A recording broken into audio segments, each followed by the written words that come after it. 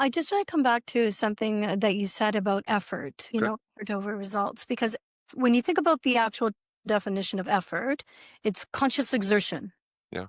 So the word conscious is what ties into what leadership is today. Mhm. It's conscious decision making. It's who you are, understanding that we are energy beings. Can you negate what Albert Einstein said, that we're energy? We can't, right? There's certain things that we can't negate. We feel them, but because they're not tangible, we can't see them, we can't hear them, we can't feel them, that we negate them. So when Mm. we think about the philosophy of quantum leadership, it's understanding that quantum mechanics, principles of quantum mechanics, such as entanglement, such as interconnectivity, such as adaptability, such as holistic thinking, these aren't far beyond a business. They're not beyond a leader themselves. So do you not believe in interconnectivity, that we are all connected in some way, shape, or form? Do we not believe, especially in today's day and age, that we need to be adaptable leaders? We have to move with the uncertainty. We have to move with the volatility. Or do we not believe that we function as an ecosystem, as a business? All of those are quantum mechanics principles. So this isn't leadership just beyond, things that we've known or woo-woo stuff. This is quantum mechanics we're living. And that's kind of how I feel about philosophies like quantum leadership, like effort over results.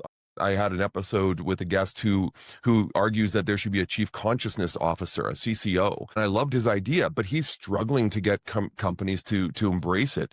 And I'm sure you struggle at times too, even though I love quantum leadership. I struggle too with EOR because they're so set in their ways. And I think that maybe, and I get it, that's the boomer generation that, is now retiring, but they know what they know and they don't want to be told anything different. And they certainly don't want anything that reaches into emotions and feeling and energy and interconnectivity.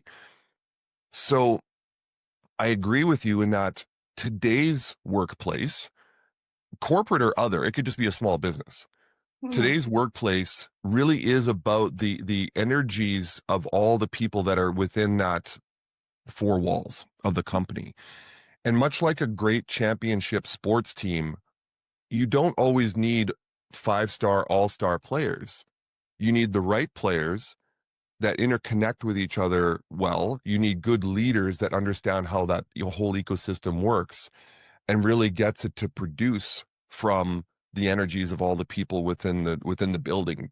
Is that am I touching on that when it comes to quantum leadership? And I know with EOR, but is that how you would describe it? Is that it's more about the people that are in the room, not necessarily skill level, although you want some skill level, but it's more about the energies that everybody brings each day to the workplace. Indeed, you've hit the nail on the head for why I wrote Corporate Soul.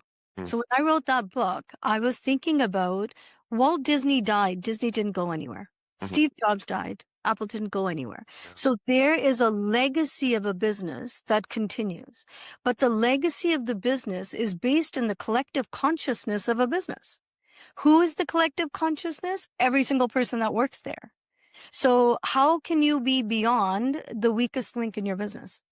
It is very difficult, Quinn. So the collective of the people are what make the legacy of the business go. So people disappear all the time. People pass away. People move on, but that doesn't shift the legacy, the core soul of the business. If we consider a soul to be something that reincarnates, if you believe in soul, if it's something that reincarnates and comes back, then does a business not do that?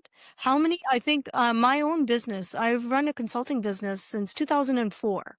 Mm. I can tell you significantly, I've made at least 6, 7 major jumps in my own business.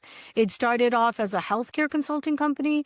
Then I did physician training. Then I did other things, and it is converted again and again. I went from the CEO whisperer to now. So I think what happens, Quinn, is we must be adaptable and move. Yeah.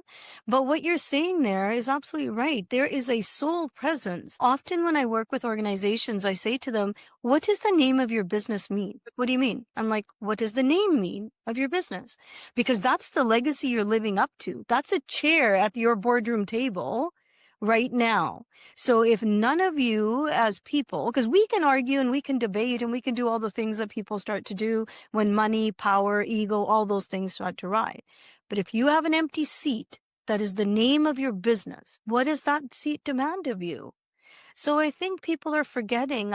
We've run into this profit only treadmill. And I'm not saying capitalism is bad. In my new book in Quantum Business, I'm not saying it's wrong. I'm saying, can we balance it alongside with people and the planet as well as purpose?